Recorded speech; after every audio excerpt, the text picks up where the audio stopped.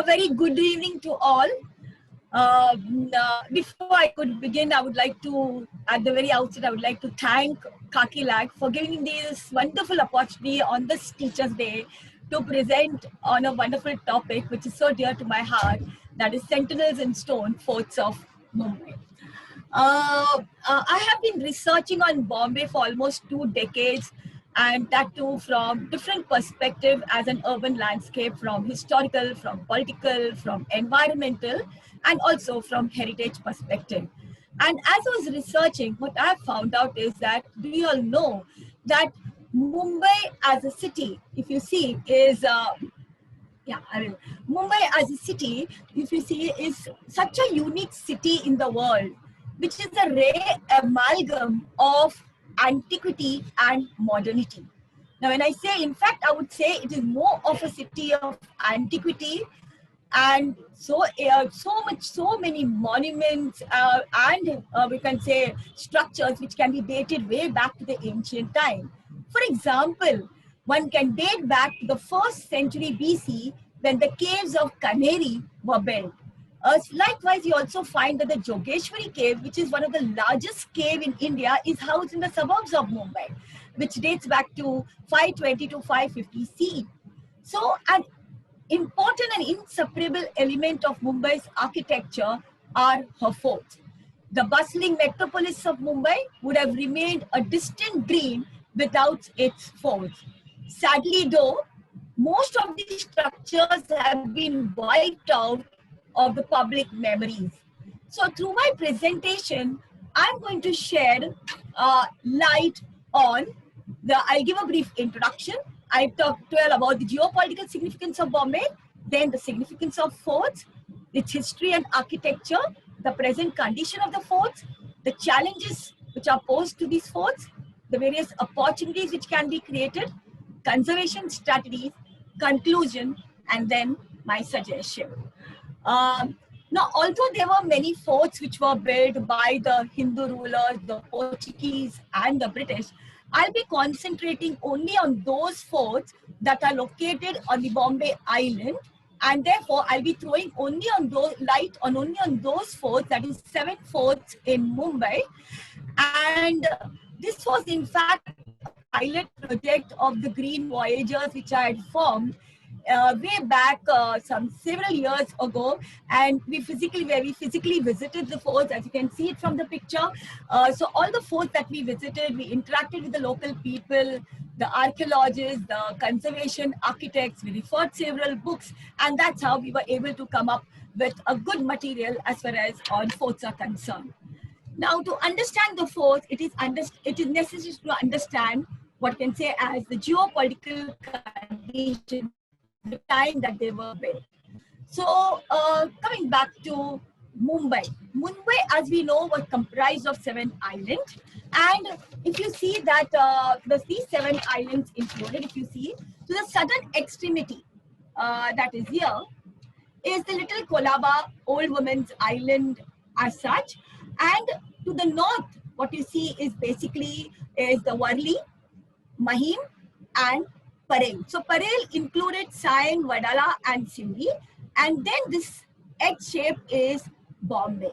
So you have this earlier. You have, since there were islands, Mahim was separated from Bombay, that is from the mainland, that is by Mahim Creek.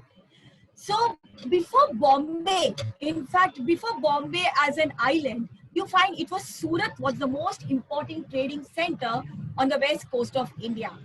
All the European traders at that time, they had their factories at Surat, whether they were Portuguese, whether they were British. But due to the hostile policy of the Mughal governor and constant Maratha raids, compelled the British to find a safer haven for trade on the west coast of India.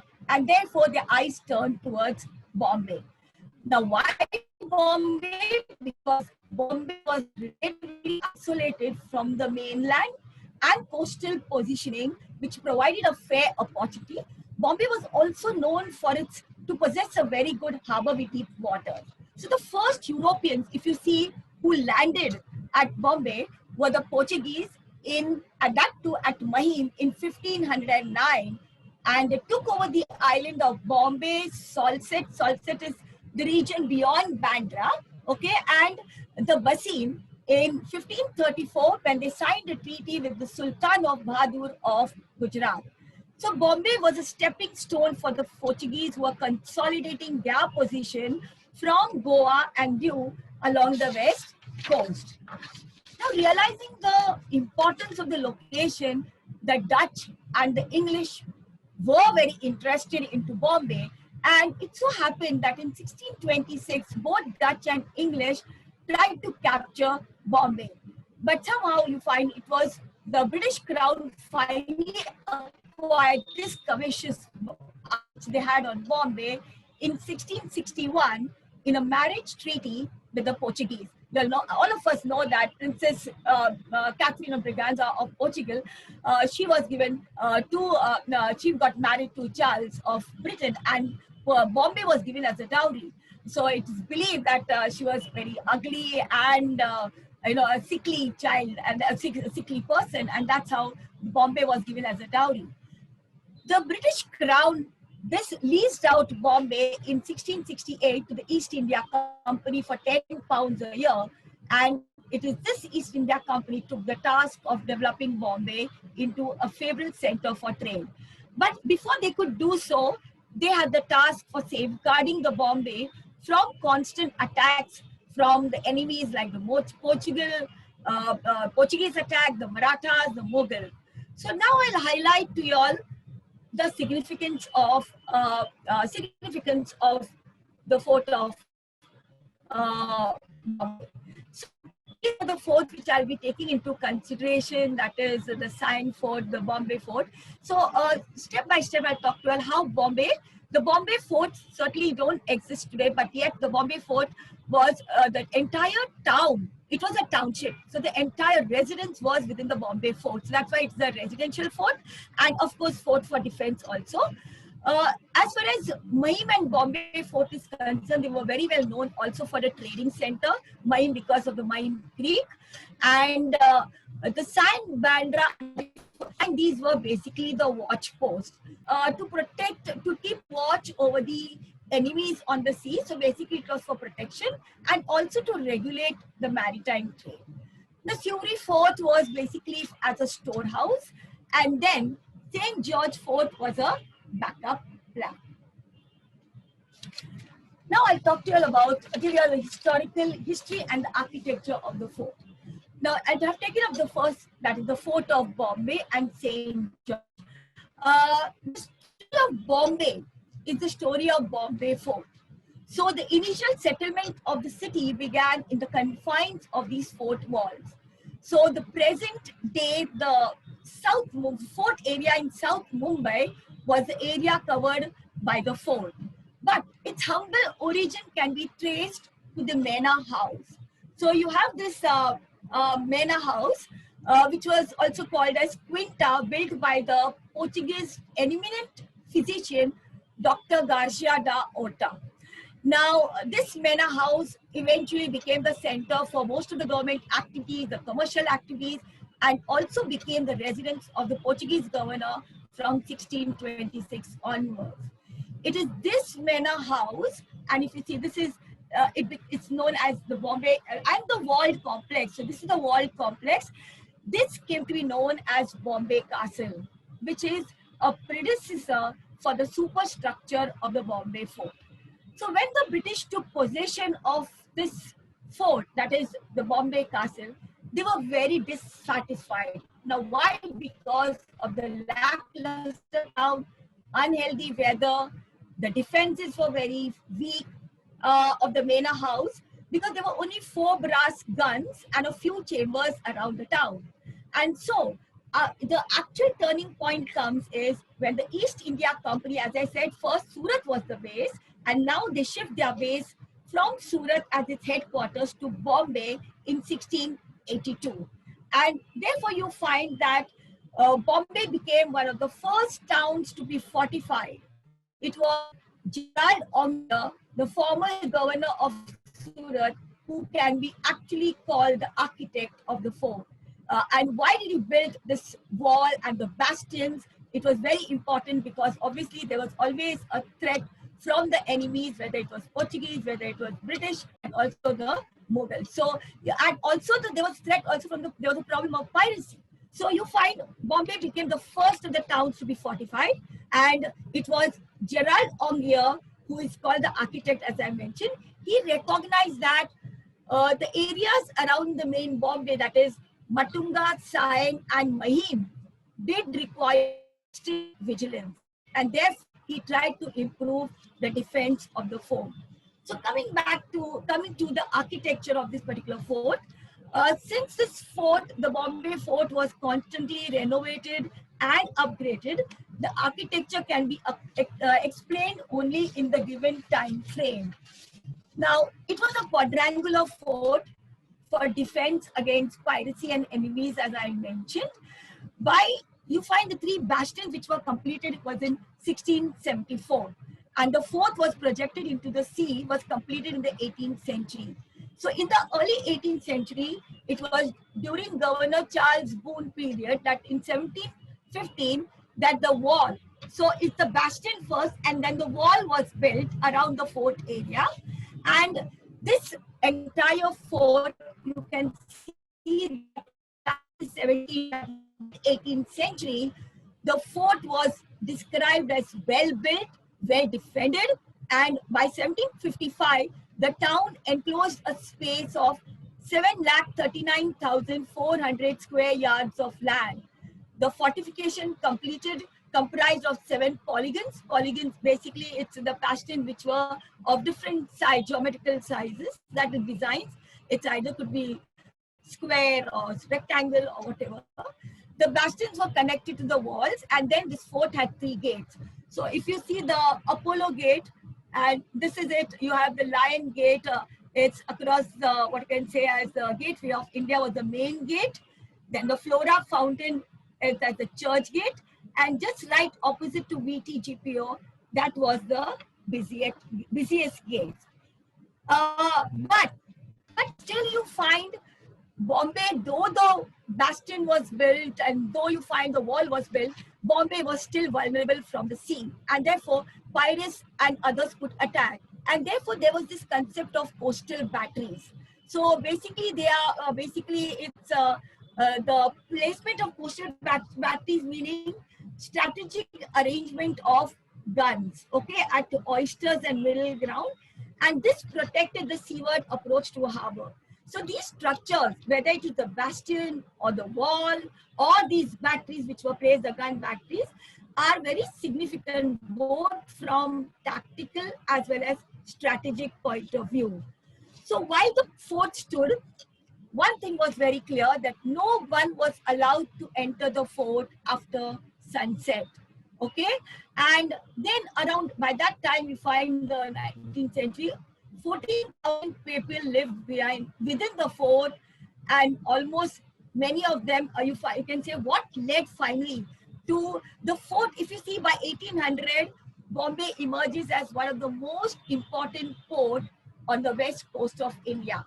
So you have many migrants. Bombay is seen as a city of opportunities. There are many migrants. Ultimately, Bombay is the city of migrants. So there are many migrants from the neighboring areas, whether it was Gujarat by the 1850, you have from Goa, from other areas, they began to migrate to Bombay in search of jobs and employment provided. Then what led to the dismantling of this particular wall, where you don't even see today the bastions and the wall today? So there were several reasons for it. In the early 19th century, in 1803, there was a great fire, and residents there were offered compensation, often comprising of large tracts of land to shift outside the fort. So the fort was getting congested, and this gave the opportunity to the town committee which was set up to push people out from within the fort of Bombay. So by 1850, you find the fort was so congested and there was no space, there was literally no space, and you find there's no option but to remove the wall. But it is believed that a Parsi gentleman and a philanthropist, Sir Jamshedji Jijiboy, was largely influential to, influencing the town committee and the others also to remove the fort wall in order to accommodate his son's new home. This is why, and the reason, but also there were along, what you see is along the wall, there were moats and or ditches running along the wall. And so what was happening along the wall, the moats and ditches, they were basically used as garbage bins. And this was causing a lot of disease to spread. So the population was increasing, better drainage was required, and therefore it was under the governorship of Barton Frey. He took the lead of forming what you call as the Rampart Removal Committee. And what you see is this wall, the walls that were built were 40 feet in height and 20 to 50 feet in width. And these walls were finally demolished in 1865. So that's the story about the Bombay Fort. The present condition of the fort, I'll talk to you all about it later. Okay. So next is, as I said, I'm going to talk about the St. George Fort. Now, the St. George Fort was an extension to the Bombay Fort, which was built in honor of the British monarch, King George III. So, as a result of the 7 Years' War, which was fought between England and France in the period 1756 to 63, the British always under the constant threat from French attack. And so despite the Bombay Fort was built with the bastions and the wall, what they understood was that the Bombay could not survive a powerful and a direct attack. And so St. George Fort was built, which was a contingency plan. So in case there was an attack on the Bombay Fort, the people could move out from the Bombay Fort, take shelter to St. George Fort, and from St. George Fort, they could move out and take a boat to Thane and Kalyan and seek protection there. So despite the hasty construction and purely utilitarian nature, St. George Fort is an excellent example of fort architecture with emphasis on gaining an advantage over the enemy along with the comforts of the residents. Now, after the threat faded away, as I mentioned to you all about you have one more thing is that why the fall of the wall also and the breaking of the wall also, 1818 is the debacle of the Peshwa power. So the British were able to defeat them. So there is no threat also from the Marathas now. So you find they converted this structure into the hospital. So today in the COVID situation, the hospital again is in the limelight. So the St. George Hospital finally, you find is the fort, St. George Fort was converted into a hospital and it still exists today. It is 1 mile long and about 1/3 mile width. Okay, so yeah. Of course, I will not be dealing with the Mazgaon Fort because it doesn't exist today, but it was a long drawn battle between the British and the Mughals, and you find it was destroyed twice, and then the British did not try to reconstruct it. And in its place, you have the Thomas Baptista Garden at the Mazgaon Fort, which is under BNC. So next fort is the Mahim Fort. This Mahim Fort, as you will know that I mentioned to you that Mahim, the Mumbai island was separated from the mainland by Mahikavati, which is also called as the Mahim Creek. Now, this Mahim Creek was the capital of the Hindu ruler, Pratap Bim. Now, he had built this fort in 1140 AD. So it is that older fort. And this fort served as a doorman which joined the east and west coast of Mumbai. This fort did gain a lot of importance in the 12th century from trade point of view, but this fort undergoes over the period of years a lot of what I can say ownership changes from one ruler to the other. So from the Beam dynasty to the Arabs, then the Portuguese took over, and finally the British.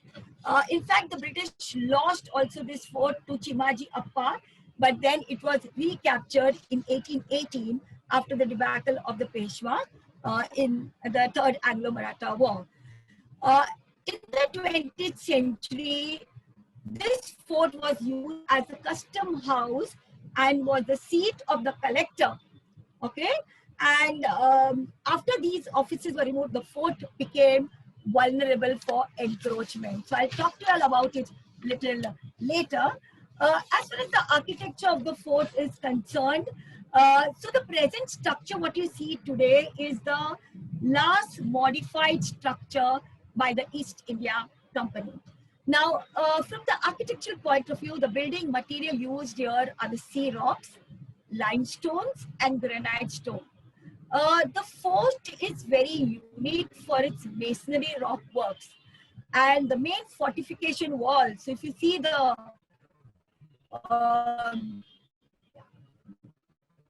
the walls, the main fortification walls are built very high and the walls are very thick. There are many bastions found on these walls, which are in square model. And you have that there are nearly 30 numbers of cannons were placed in turret gaps. So if you see, these are the turrets gaps. Okay, so they are in square. The bastions are found on these walls, which are square model, and 30 number of cannons were placed in these gaps here. The fort is well designed as a defensive fort, and it acts as a huge watchtower towards the Arabian Sea on its western side. So this fort, you can see from here, it's basically a lookout points for all over the fort. If you see, its main entrance is, this is the main entrance, where you see that the main entrance is huge gateway built with few stone block steps to reach the main gate from the sea. So the entrance was basically from the seaside, and one of its gates on the west end facing towards the sea is used as boat jetty. Now the design of the forts look like a square and rectangular in shape when one sees it from outside, and the inner parts of the fortress are well built, and there were many complexes within the fort which were used for storing, including there were also artillery house. Next is the Bandra fort. Now, of all the forts of Mumbai, this is a well-known fort. So as I mentioned to you all that we had visited several forts, we really found it difficult to locate some of the forts, but Bandra Fort is a very well-known fort. Facing the Arabian Sea, it is truly the land's end of Mumbai. So Bandra Fort stands in the place of early Portuguese fort because Bandra was the capital of the salt set under the Portuguese. The Portuguese built it in 1640 Christian era and as a watchtower overlooking Mahim Bay. So, and the Arabian Sea. The value of the fort, especially from strategic angle, increased after Portuguese handed over Bombay to the British. The fort was of strategic importance to keep watch on the border of Salsette and Bombay Island. The fort was, if you see, was demolished in 1739 by the Portuguese out of the fear of the Maratha attack. In 1818, the Marathas were defeated in the Third Anglo-Maratha War, and by 1830, the British East India Company then leased 7 villages between Jogeshwari and Worli, as well as the land on which Bandra Fort stood, to Bairamji Jijiboy. Now, he was a very successful industrialist and a philanthropist, and in 1850, Bairamji Jijiboy bought this land where the Bandra Fort stood, and he converted into a recreational space. Now, architecturally, if you see the Bandra Fort, it is situated along the rocky coast, and it is built on a hillock. You have a lovely panoramic view from this hillock. The fort is built with granite blocks, and the main gateway has arched pillars. So you have the arch pillars as the main gateway, and inside the fort you will find sections which serve different purposes. So the walls also have, actually it is not there now, but the walls have gaps where cannons and guns were placed to fire the enemy. As of today, what you see, there are only 2 doors to the fort. Now, although the walls to which these doors are attached, they are made of stone. The semicircular, that is the semicircular structure above it is constructed with bricks. So on both the semicircular walls, there is a stone inscription in the Roman script, and the main door bears the original inscription in Portuguese, while the inside door bears the one which is issued by Ramji Jijiboy. So it's in Portuguese, so I'm not able to, I don't know Portuguese, so I'm not able to show it to you all, but yes, the inscription which is there by Ramji Jijiboy reads the following as Bairamji Point. So, okay, they are different from the other European forts. The walls, basically, if you see, they are basically thicker towards the lower end and even outside the fortification. In fact, these walls stand straight and they are thinner as compared to the walls of the other fort. So they are thicker at the base, but as it stands, they are also thinner. You find that compared to the other fort. And as mentioned, that the niches in the walls which were there, where you have the gaps where the cannons were placed, are no longer there anymore. Now, next is the Worli Fort. Now, 2 forts were built to keep vigilance on the Bay of Mahim. That is Worli Fort in the south and Bandra Fort in the north. But who actually built the fort at Worli is very unclear.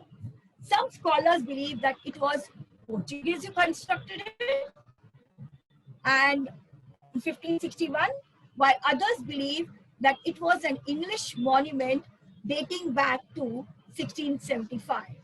So during the 7 Years' War, which I mentioned earlier, 1756 to 63, which you find that extra soldiers and cannons were kept at this particular fort as a precautionary measure. And since this fort is located at a higher from the sea level, it made the task of this fort vigilance very easy. It is also said that there was a railway line laid for the purpose of mobilization of goods. The fort was used to keep guard and send out warning signals for dangers of invasions either from Gujarat, from European powers as such. Even today, the ruins of the fort are used as a naval base surrounded by encroachment. Now, if you see the architecture of the fort, of course, when we visited this fort, it's a big, long walk as such to reach this fort for almost 20 minutes. And it is built on a steep promontory jutting into the sea. So you can see how it's jutting into the sea. And it has no regular form. It is built on rock stone laid upon one another. And so how there is no mortar, no cement, which is used to cement them together. The stones are held together with an ingenious locking device, interlocking device. The first is, if you see the fort, it is built on a foundation which is far more bigger in size than the fort itself. So the foundation is around 1.5 meter high and it has steep walls. This is the small, one can say, a way made of steps which leads us to the main entrance of the fort. The foundation is 30 by 30 feet in size and the main fort measures 27 by 27 feet. The width of the fort is around 4 meters. And if you see, there is a bell arch. Now, this bell arch is a typical feature of the Portuguese architecture. And it is, when we talk to the locals there, the fort has also one tunnel-like entrance. The fort has around 15 gun slits. So these are the gun slits. There were 15 in number. So same like mine, they also had the 15 gun slits. And this is a special, there's a special provision. Now what is the special provision? That between the gun slits, okay, here, there's a provision which is done in a very smart way, that the light of the lamp should benefit the soldiers only and no enemy could see the light. So the light could be seen only by the soldiers and not by the enemy. So that is between the two gun slits. Only Mahim and Worli fort has this unique feature. Now, there was a provision of drainage of the sewerage is made, and this fort has only 2 rooms built for the purpose of storage of goods and arms, and it has also portable, it has a well right at the center of the fort, and there's this water, the well doesn't dry, it's portable throughout the year. The local people over there who are basically the coolies, they have informed us that there's a secret way which connects Worli and Mahim fort. There were barracks in front of the fort, but now all of them are demolished. And the height of the fort made it possible to get. So if you know, this fort is so, what you can say, interesting fort. You can see you get a panoramic view of the sea, has lot of scope for tourism. It is inhabited by coolies and they are taking care of this fort.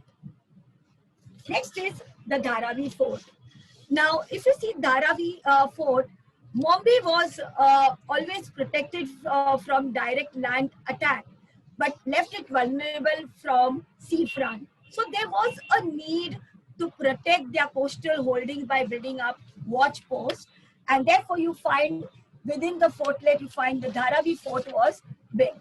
Now it is located a short distance from from SION railway station, but nobody knows, nor the rickshaws, nor the taxis know about this fort.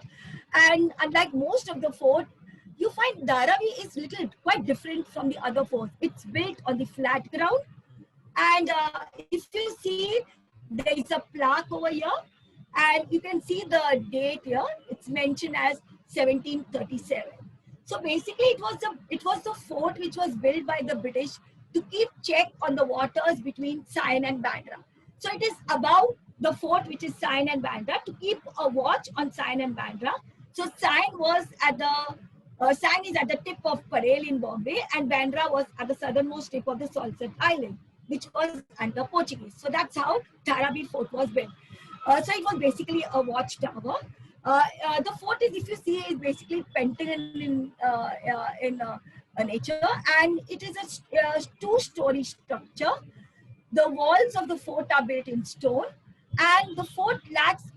There is no entrance, direct entrance. I was wondering how do one go to this fort? So one needs to take a ladder to reach the roof, where the soldiers could see the Bandra as well as SION. The striking feature of this fort, unlike the other fort, is its size. It is quite small, it is minimalistic in nature, and lacks civic comforts like living quarters of a soldier. So basically, it was a watch post. So next is SEWRI fort. If you see, SEWRI is located, this fort is located in a walking distance from SEWRI railway station. Before the fort was constructed, the area was occupied by various kolivaras and the salt pans. It was constructed in 1680 by the British as a watchtower. Before the fort could be completed, it was captured by Yaqut Khan Siddi, Aurangzeb Sardar, along with Mazgaon and Mahim Island. This defeat, if you see, of the this defeat of the SEWRI fort at the hands of what I can say at Aurangzeb certainly led to a lot of damage to this fort. Eventually, the fort was captured by the British and the repairs were undertaken. So it took a long time for the British to repair this fort, and therefore for the engraving, that's why I feel that the engraving on the stone, it reads at 1768. The fort played a very important role in a battle against Portuguese attack in 1772, and the fort could house a garrison of 50 soldiers under a subedar who had about 10 cannons under their supervision. The fort was used as a prison for a brief time, and then finally it was converted to a godown and important trade outpost. Now, if you see the structure of this fort, it is basically a rectangle and triangular courtyards on the sides, excepting the one which faces the creek.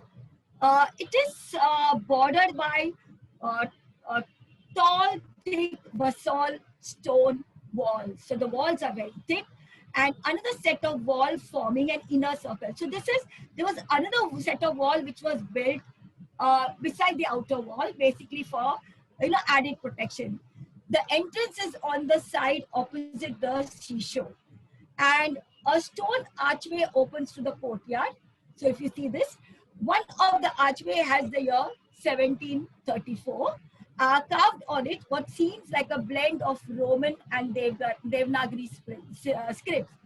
Most of the roof structure is missing, except the two large rooms, which are godowns today, and which have curved roofs. Inside the fort, there are several rooms facing the creek. So these rooms basically were useful. They served as the purpose for residence, offices of the soldiers stationed there. A passage separates these rooms and godowns, which can be reached by short flight of stairs. So there's a small corridor between the two godowns, which leads to a courtyard from where one gets a beautiful sight of the city. So there are stairways in the rooms that leads to the watch post. So what you see is then comes the sign fort. This is the last fort I'll be talking about, and then I'll talk about the present condition. This fort was built by Maratha contractors for the Portuguese as a marine bastion overlooking the causeway of Salsette as a watchtower. So after Bombay was given to the British Crown in 1661, the fort was given to the East India Company, and then thereafter you find the sign fort achieves its strategic importance. Okay, so you have the sign fort marks as a boundary between. Okay, so if you see the architecture, this is the architecture of fort. I'll talk later, but it forms a boundary. So here is the sign fort, and here is the Bandra fort, and here is the Mahim fort, and this is the DHARAVI fort. It's called the Riva fort. So this sign fort boundary between the British held Parel. So British, as I said, is all SEWRI and all Parel. So British held Parel Island and Portugal held Salsette. So these are the Salsette Island which are basically Portuguese held. And fort does offer a panoramic view on the eastern side looking the Thane Creek. So in 1673, the British rebuilt the fort of Sion. And during this period, changes have occurred in the design in the original fort. So what you see is the soldiers had the facility of lodging over here. There was also necessary provision to ensure that the soldiers could live there and keep a watch for Mumbai. In 1690, the fort sheltered 32 soldiers, 2 corporals and 1 commander who were very well armed. And they had even built a ground, in order to practice shooting in an area around the fort.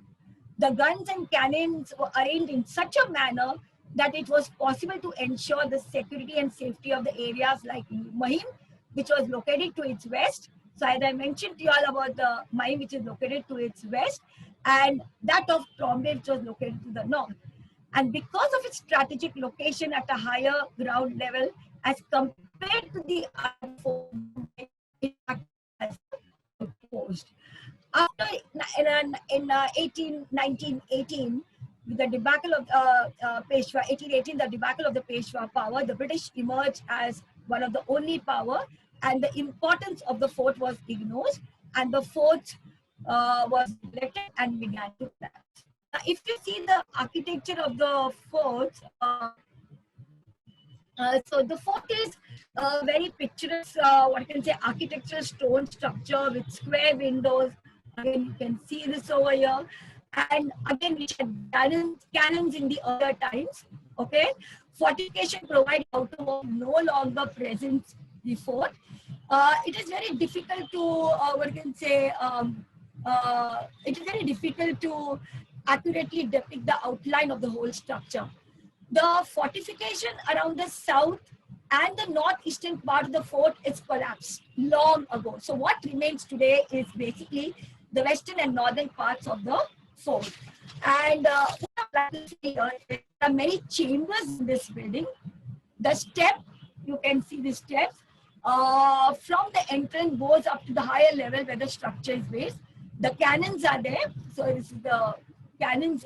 This is the cannon. Check with the photograph. They are in the Warbuki style.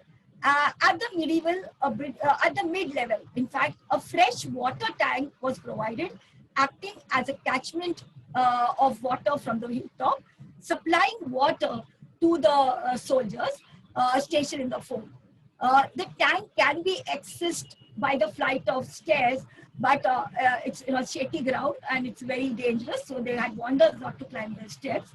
The fort does offer a panoramic view on the eastern side, overlooking the Thane Creek. Okay, now, so this is it. Now, what is the present condition of the so coming to the next part, the Bombay fort, on the whole, can say that the forts of Mumbai are in a very poor, neglected condition. Some forts like, some forts like Bandra, SEWRI are in a state in which they can survive for some more years, but if constant vigilance, that also is maintained. But forts like, you can say Mahim, DHARAVI and SION, they are in an absolute dilapidated state. Now, which are the well-preserved forts? Of course, Bombay fort doesn't exist with the, at least I personally believe that fortification Europes have been preserved as tourist destination and historical monument. So it is a loss of long forgotten vintage of this city. Nothing is left, not even the wall. And there was also eventual decline as the guns were replaced by missiles. So don't you think that Bombay still requires defending, especially when we witnessed the horrendous episode in November 2008 with the attack of the 10 Lashkar-e-Taiba terrorists who came by sea from Pakistan, where 174 people died, including 9 terrorists. The Bombay Castle, or what remains, is now the only Bombay Castle, which is under the, so this is the, you can see it from the photograph, the Bombay Castle is under the Western Naval Command headquarters. INS Angre is doing its best to preserve and protect it. There's also a sundial here, which dates back to the Portuguese period.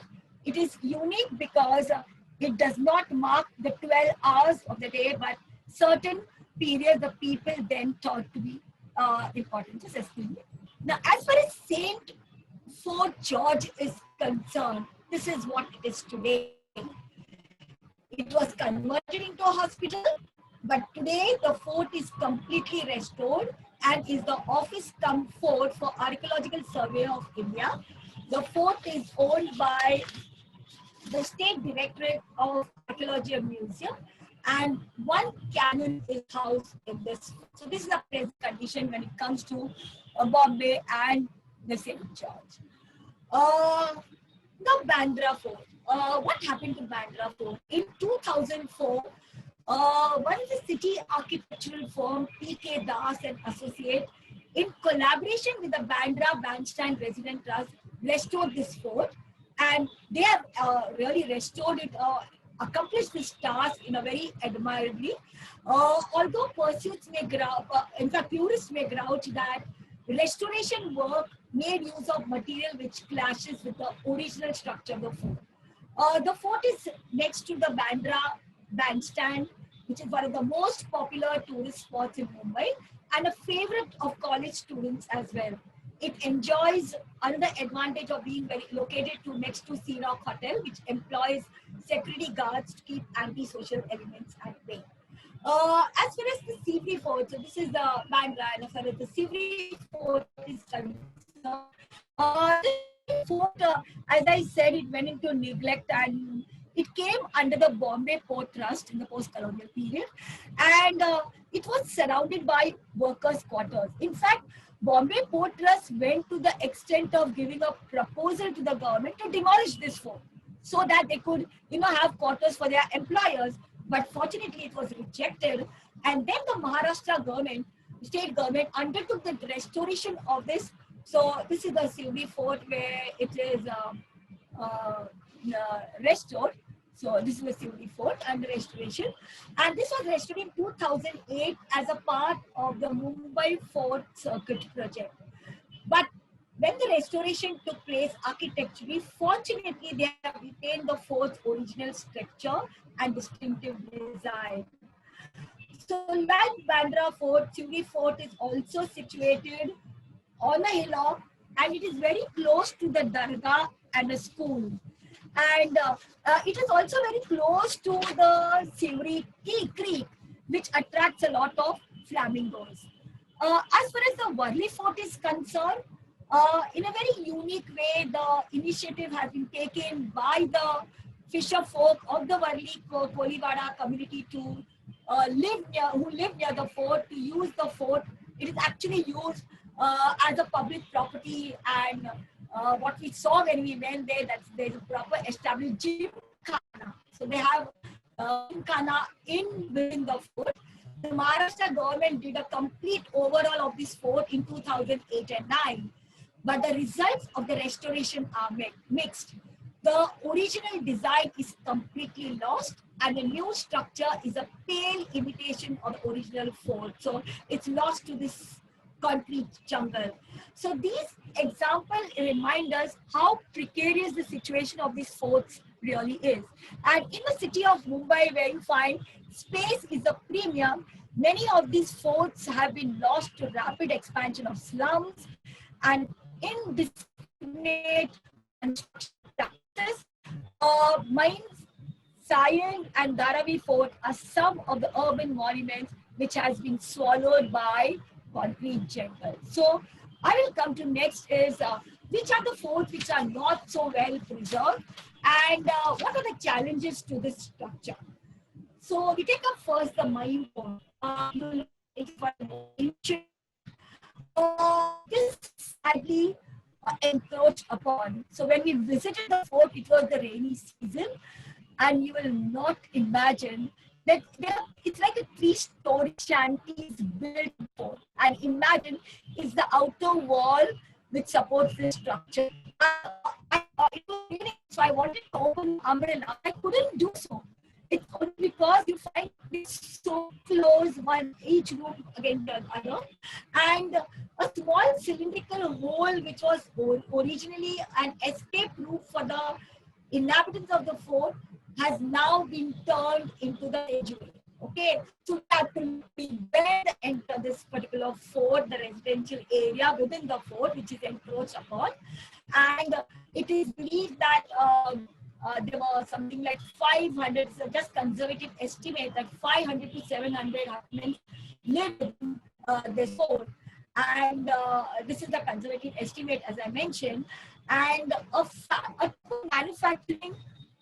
If you see, a timber manufacturing business flourishes outside the gates of the fort and certainly threatens to overpower it.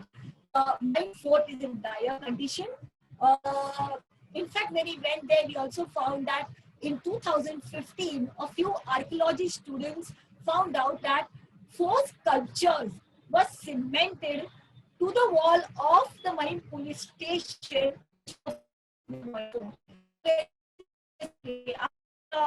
The ASI, when we went and met the people from the ASI office, the government and the local bodies all are ignorant. Nobody knows how the sculptures were transported from the fort to the wall, which is cemented on the purple station wall. The entire walls and rooms have crumbled into the sea, and each day the structure of this fort suffers a little more due to the onslaught of the sea. So although you find that there are NGOs and there are organizations like what we found out was this Sangam Pratishthan NGO had taken this initiative to clean this place, but the problem is too huge like this to have a physical effect. So of course, a Sion fort, if you see, it is surprising to see that the Sion fort is so ill preserved. So what you see, it is so ill preserved, especially because it houses the Office of Archaeological Survey of India. So much of the original structure has rotten away, and the lower part of the structure, since it is rotten away, then they have converted into a public garden, which is very popular among the youth of the area. And there's also a small library in the premises as well.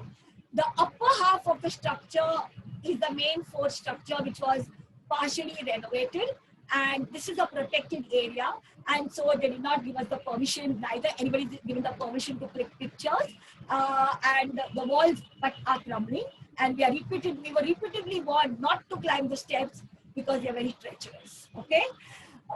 As far as Dharavi Fort, now within the Dharavi Fort, so what happens is, as I mentioned that nobody knew about the Dharavi Fort, finally managed to somehow locate it, and we had to walk almost 1.5 kilometers to reach the fort. So this 1.5 kilometers which I walked is the wall of the fort. It is actually the entrance of the fort wall, and then the actual fort is right at the interior, and within the wall and then the fort, you have the slums of Dharavi within. So quite contrary to our surprise when people told us that Dharavi is very dangerous, people were very friendly and very cooperative to give us information about this fort. But of course there is no such cleanliness, and there is encroachment totally as far as this fort is concerned.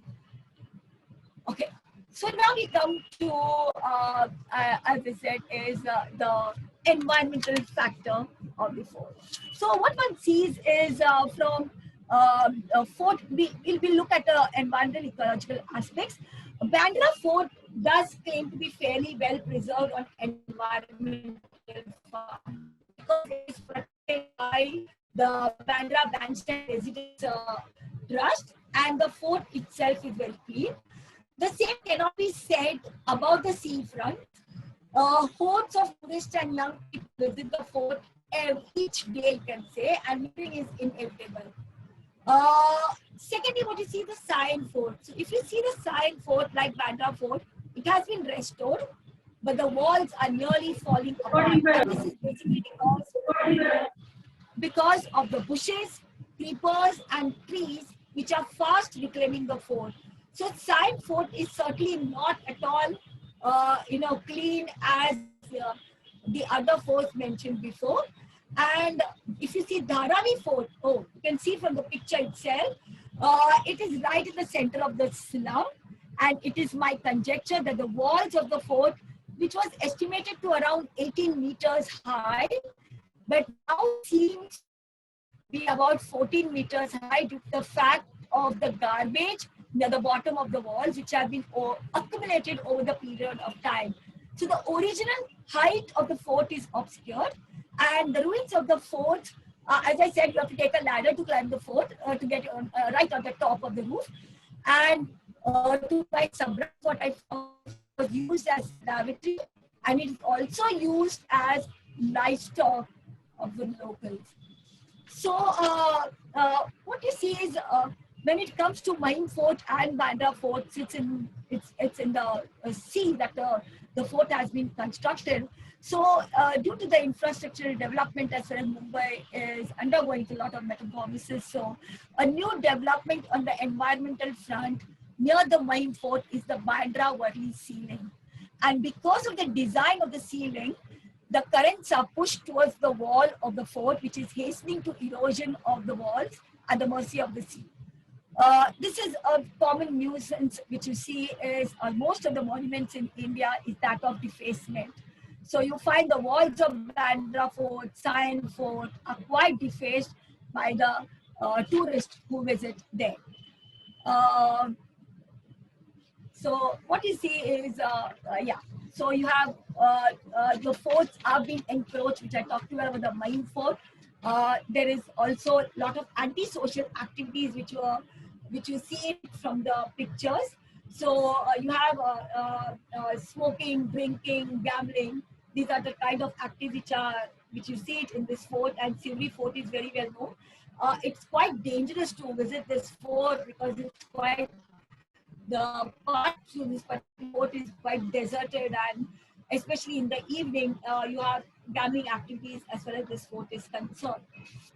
So this is how the littering, you see it in the Mahim Fort, in the SEWRI Fort, and you also see students also who visit this fort. We saw them carvings and graffiti as far as Bandra Fort, as well as also the fort, the Sion Fort is concerned. And this is, as I mentioned to you all, the encroachment.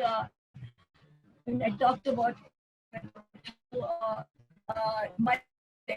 you can see the Mahim fort, you can see there's hardly space between one play hut from the other side. So you have very little space, and even as I said, the tunnel is used as an entrance to this particular fort.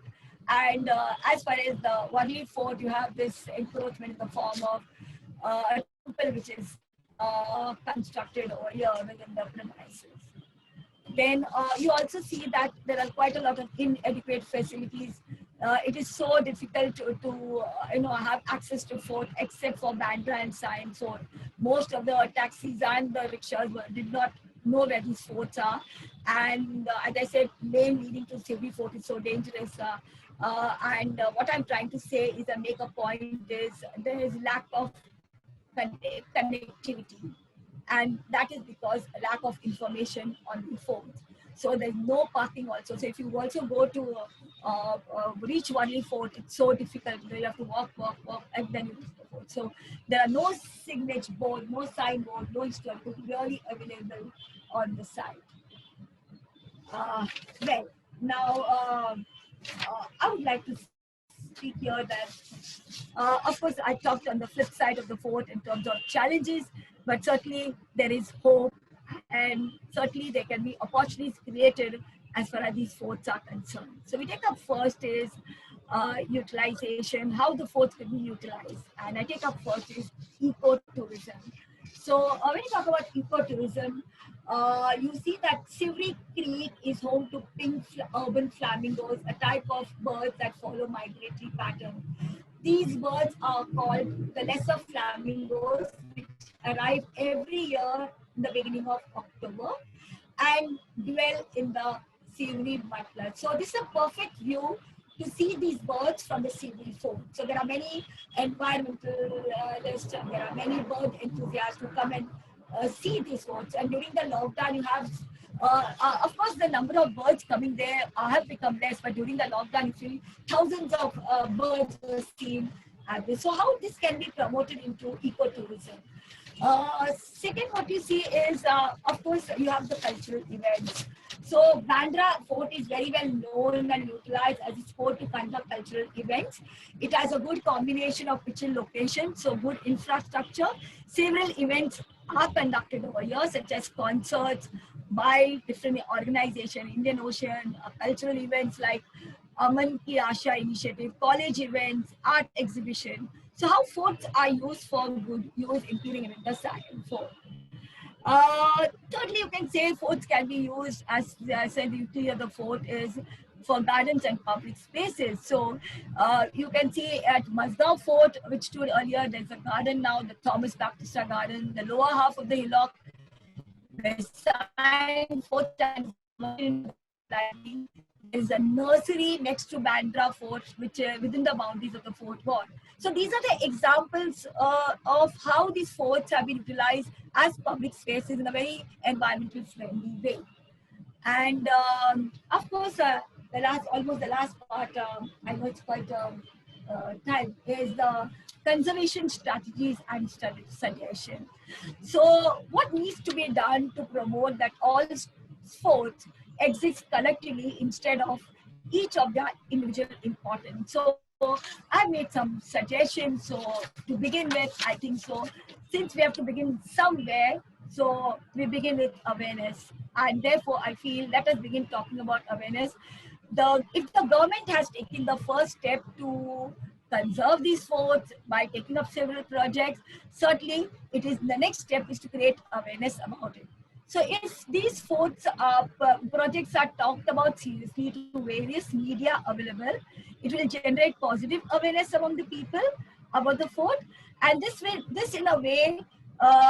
this way, publication, government initiative, print, social media, all can be used to effectively promote the forts. Now, awareness should not be restricted to letting people know about the forts, existing forts, which is the primary aim, but it should be also effective in bringing about various issues related to these forts.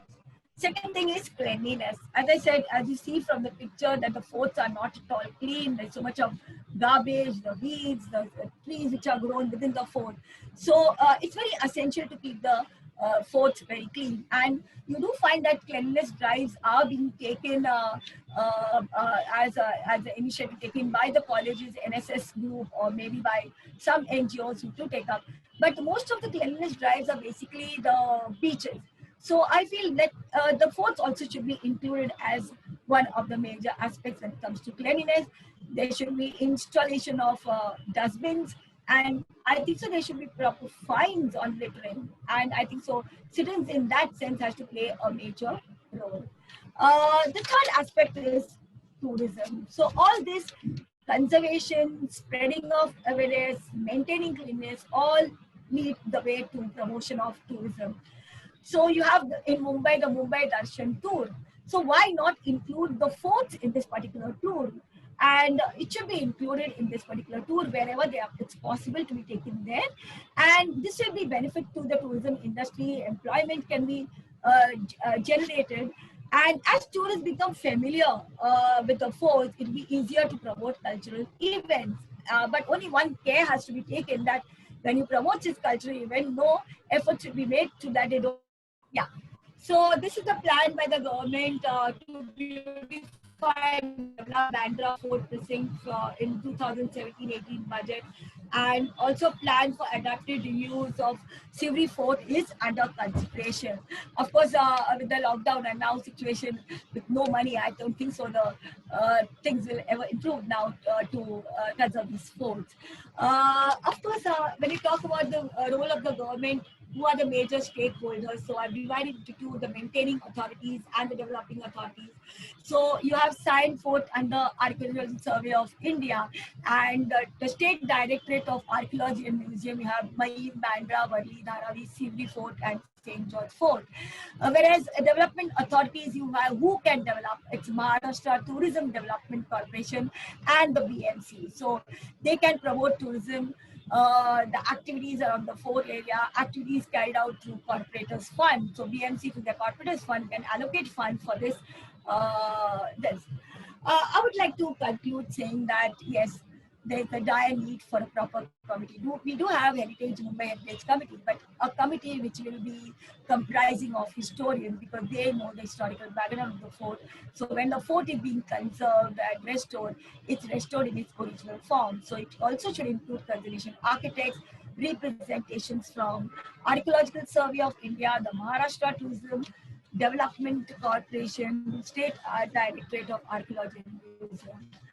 And lastly, I would end up saying that yes, it is ultimately a collaborative effort. So I always talked about public-private partnerships. So not only public-private partnership, but the people also and the NGOs all have to come together in restoring this heritage of Mumbai. So I would conclude by saying this: every citizen, part of the government office or layman, can and must contribute towards protecting the forts. They are a symbol of rapid growth of the city. We hope that they become a platform for the past, present, as well as the future of the city. Let us not let them become just another case of creative destruction, because when an old structure is demolished, a heavy price is paid. With the loss of structure is the loss of memories in it.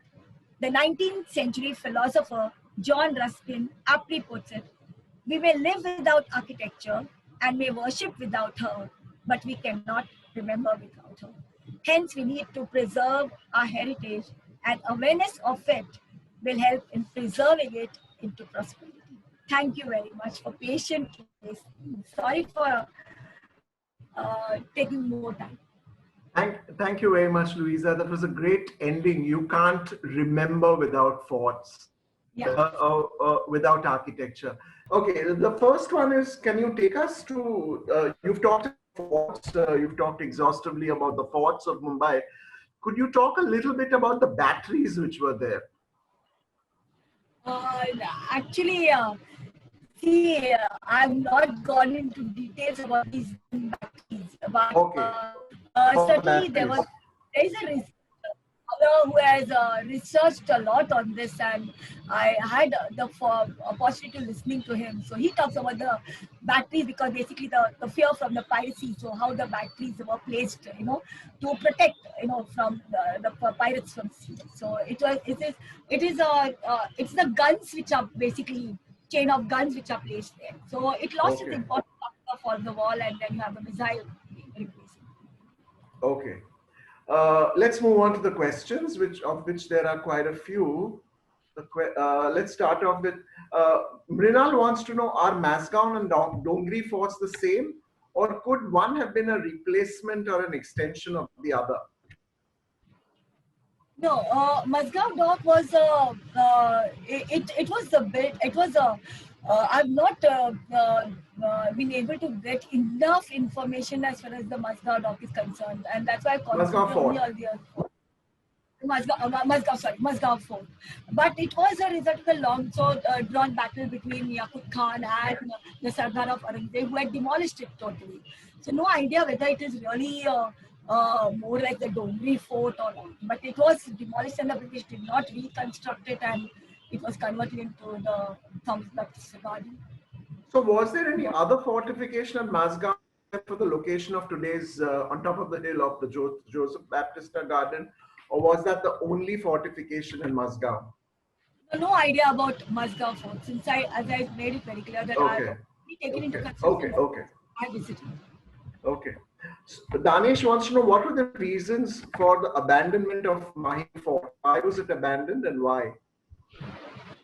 No, it was, as I said, it was after the after the what can say the British did not after especially the 1945. You find that most of the forts were into neglect and neglected. They did not bother about it, and neither they wanted to see to it that it's been encroached. So it just went into neglect, just like the other forts, and then it was sadly encroached upon by the people as such. So there was no absolutely nothing as far as the fort is concerned. Okay. There was something which you mentioned about Worli Fort, about the unique illumination aspect. Kaizad was requesting you if you could repeat that clearly, the unique illumination feature of Worli Fort. Yeah, the Worli fort which I'm talking about, as I said, there were these windows where the what can say square-like windows where the cannons were kept. So between the two, what can say the turrets where the cannons were kept, there was a lamp which was within the fort side where the enemy couldn't see. But the lamp certainly was illuminated for the soldiers. Soldiers there could see the enemy. So this answers both Kaizad's as well as Kanish's questions. You mentioned about the Dharavi fort. Somebody wants to know, is Rewa fort the same as Dharavi? I think the answer to that is yes, you've answered it. Moving on. Is there, it's also called the Kala Kita fort. Yes. Is there any evidence available by way of documents? You did mention oral history about the connection between Worli and Mahim forts underground. Is there any written documentation for that? No, there's really scant information as far as this forts are concerned. You have Balchandra Kulkarni who has work on the forts as such of Mumbai, but there's no such really information about this. What we could get to hear is already from the local. So of all the forts that you mentioned, Louiza, which would be the oldest one? Would that be Mahim? Yeah, Mahim Fort, 1140. Yeah, it's the oldest fort. Okay.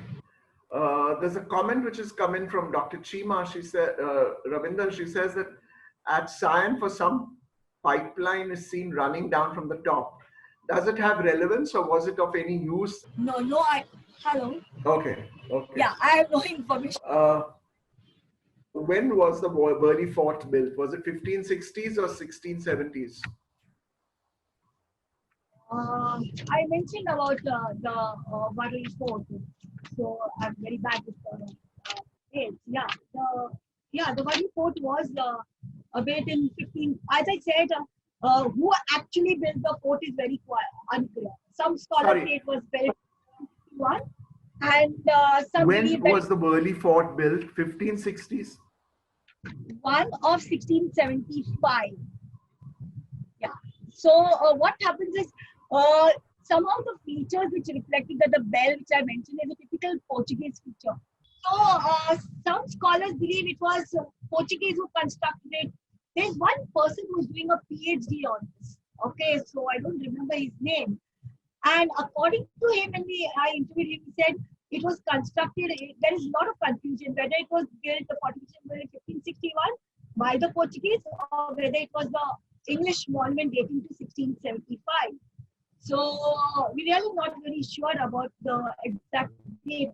But the features did reflect the Portuguese, the bell and all that. So perhaps, I think so, it could be a Portuguese who must have built this. What do you think? I don't think there are any more questions which have been unanswered. This brings us to the end of the talk for today. Thank you, Louiza, for attending. Thank you, everybody. Thanks, the participants.